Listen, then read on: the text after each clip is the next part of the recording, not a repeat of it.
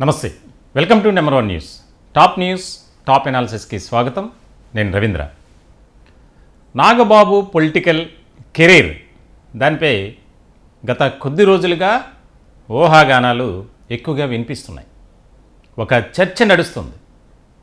ఆయన జాతీయ రాజకీయాల్లోకి వెళ్ళబోతున్నారు, చాలా కీలకమైనటువంటి భూమిక పోషించబోతున్నారు, రాజ్యసభ సభ్యుడిగా ఆయన వెళ్ళబోతున్నారు అని.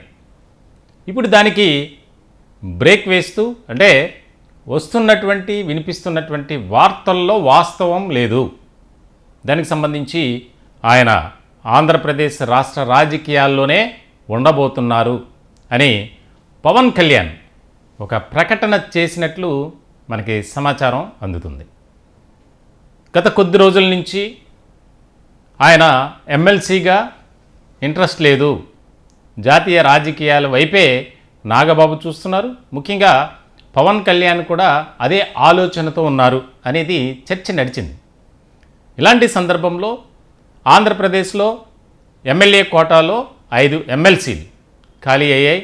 దానికి సంబంధించి ఎన్నికల సంఘం నోటిఫికేషన్ విడుదల చేసింది. త్వరలోనే ఎన్నికలు కూడా జరగబోతున్నాయి, నామినేషన్లు వేయాలి. ఇటువంటి క్రమంలో ఇప్పటి వరకు కూడా ఒక క్లారిటీ లేదు. జనసేనకు ఒకటి కేటాయించారు, అది నాగబాబుని మంత్రివర్గంలో తీసుకోబోతున్నారని చెప్పి గతంలోనే ప్రచారం జరిగింది. ప్రచారం జరగడమే కాదు, తెలుగుదేశం పార్టీ అధ్యక్షుడు నారా చంద్రబాబు నాయుడు ఒక ప్రకటన కూడా విడుదల చేశారు, నాగబాబుని త్వరలోనే మంత్రివర్గంలోకి తీసుకోబోతున్నామని. అయితే కొంత అప్ అండ్ డౌన్స్ వచ్చింది దాని మీద. ఆయన ఇంట్రెస్ట్గా లేరు, జాతీయ రాజకీయాల్లోకి వెళ్ళబోతున్నారు, పవన్ కళ్యాణ్ కూడా అటువైపే, అంటే ఢిల్లీ వైపు పంపించాలని యోచనలో ఉన్నారు అనేది. అయితే ఇప్పుడు తాజాగా మనకి అందినటువంటి సమాచారం, అలాగే సోషల్ మీడియాలో కూడా దానికి సంబంధించి విస్తృత స్థాయిలో ప్రచారం జరుగుతుంది. నాగబాబు ఏపీ పాలిటిక్స్లోనే ఒక కీలకమైనటువంటి వ్యక్తిగా మారబోతున్నారు అనేది. దీనికి సంబంధించి ఇప్పుడు జన సైనికుల్లో ఒక రకమైనటువంటి నూతన ఉత్సాహం. ఎందుకనంటే పార్టీ పరిస్థితి ఇప్పుడు చాలా స్ట్రాంగ్గా ఉంది. విధి విధానాల పట్ల కానీ, పార్టీ తీసుకునే నిర్ణయాలు కానీ, పవన్ కళ్యాణ్ ఆయన వెళ్తున్నటువంటి మార్గం ఏదైతే ఉందో దానికి సంబంధించి ఒక రకమైనటువంటి చర్చ జరుగుతుంది. ముఖ్యంగా జనసేనలో ఉన్నటువంటి కేడర్లో రెట్టింపు జోష్ అనేది కనిపిస్తుంది. ఇలాంటి క్రమంలో ఇది ఒక ముఖ్యమైనటువంటి పరిణామంగా మారబోతుంది. ఎవరు కూడా ఏ రకమైనటువంటి ఆలోచన చేయాల్సినటువంటి అవసరం లేదు. పవన్ కళ్యాణ్ తీసుకున్నటువంటి నిర్ణయం ఏదైతే ఉందో దాని ప్రకారమే నాగబాబు పొలిటికల్ జర్నీ అనేది కొనసాగుతుంది అనేది. ఎందుకంటే నాగబాబు తన సోదరుడు వెన్నంటే ఉన్నారు.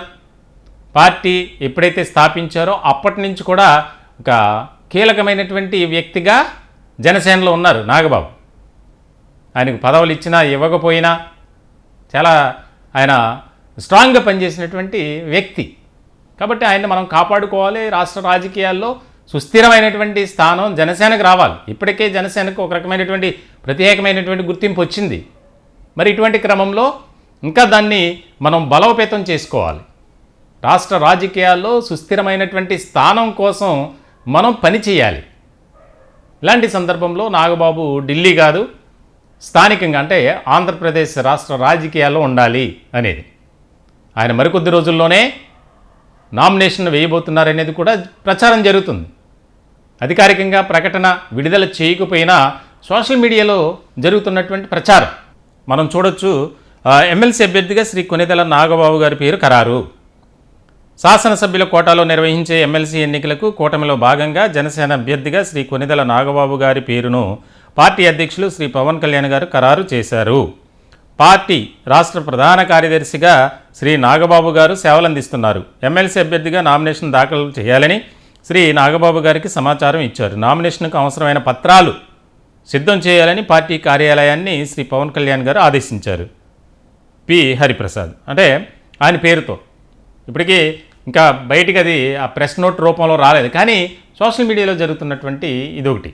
అంటే దాదాపుగా ఇది 99% వాస్తవమే. ఎందుకనంటే రాష్ట్ర రాజకీయాల్లోనే నాగబాబు ఉంటే కాస్త బాగుంటుంది అనేది కూడా ఆ పార్టీ శ్రేణులు, అలాగే పార్టీ అభిమానులు, ముఖ్యంగా పవన్ కళ్యాణ్ను అభిమానించేటువంటి వారు అదే అంశాన్ని తీసుకొచ్చారట. ఎందుకంటే ఇప్పుడు ప్రస్తుతం దేశ రాజకీయాల్లో అంత అవసరం మనది ఏముంటుంది, రానున్న కాలంలో దాన్ని పార్టీని విస్తరింపజేసి రకరకాలుగా మనం ముందుకు వెళ్ళొచ్చు. కాబట్టి ముందుగా ఎక్కడైతే మనం పార్టీ బలంగా ఉందో అక్కడి నుంచే మనం దాన్ని విస్తరింపచేయాలి. దానిలో భాగంగానే నాగబాబుని ఏపీ పాలిటిక్స్ ఇంకొక మాట కూడా వినిపిస్తుంది. అంటే నాగబాబును రాష్ట్ర రాజకీయాల్లో కీలకం చేసి పవన్ కళ్యాణ్ జాతీయ రాజకీయాల్లోకి వెళ్ళబోతున్నారా అనేది కూడా జరుగుతుంది ప్రచారం. అది కావచ్చు, వాస్తవం కావచ్చు. ఎందుకంటే జాతీయ స్థాయిలో జనసేనకంటూ ఒక ప్రత్యేకమైనటువంటి గుర్తింపు వచ్చింది కాబట్టి దానిని ఎస్టాబ్లిష్ చేసుకోవాలి, ఎక్స్టెన్షన్ చేసుకోవాలి అట్ ద సేమ్ టైం. కాబట్టి చాలా కీలకమైనటువంటి మార్పులు చేర్పులు జరగబోతున్నాయి, సమీకరణాలు కూడా వేగంగా మారబోతున్నాయి అనడానికి ఎలాంటి సందేహం లేదు. చూడాలి ఏ రకమైనటువంటి పరిస్థితులు ఏర్పడతాయి.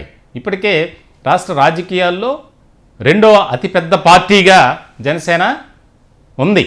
ఎందుకనంటే ఆ పార్టీ ఫలితాలు కానీ, ఆ పార్టీలో ఉన్నటువంటి క్యాడర్ కానీ, ముఖ్యంగా మనం దాన్ని బట్టి మనం ఖచ్చితంగా చెప్పొచ్చు. ఎందుకనంటే పోటీ చేసినటువంటి 21 స్థానాల్లో 21 కూడా గెలుచుకుంది. అలాగే 2 పార్లమెంటు స్థానాల్లో పోటీ చేసి 2 కూడా అత్యధిక మెజార్టీతో గెలుపొందినటువంటి పరిస్థితి. కాబట్టి 100% స్ట్రైక్ రేట్తో ఉన్నటువంటి పార్టీ జనసేన. సో ఇలాంటి సందర్భంలో జనసేనని పవన్ కళ్యాణ్ వ్యూహం ఏ రకంగా ఉండబోతుంది అనేది కూడా ఇక్కడ ఆసక్తికరంగా మారినటువంటి అంశం. మీరు కూడా ఈ టాపిక్పై కామెంట్ చేయండి. అంటే దేశ రాజకీయాల్లో జనసేన ఏ రకమైనటువంటి ప్రభావం చూపించబోతుంది త్వరలో, రాష్ట్ర రాజకీయాలు ఇప్పుడు స్ట్రాంగ్గా ఉంది, దానికి సంబంధించి మీ అభిప్రాయాన్ని, సలహాను, సూచనను కామెంట్ రూపంలో తెలియజేయండి. దయచేసి మా ఛానల్ని సబ్స్క్రైబ్ చేసుకోండి. Thank you.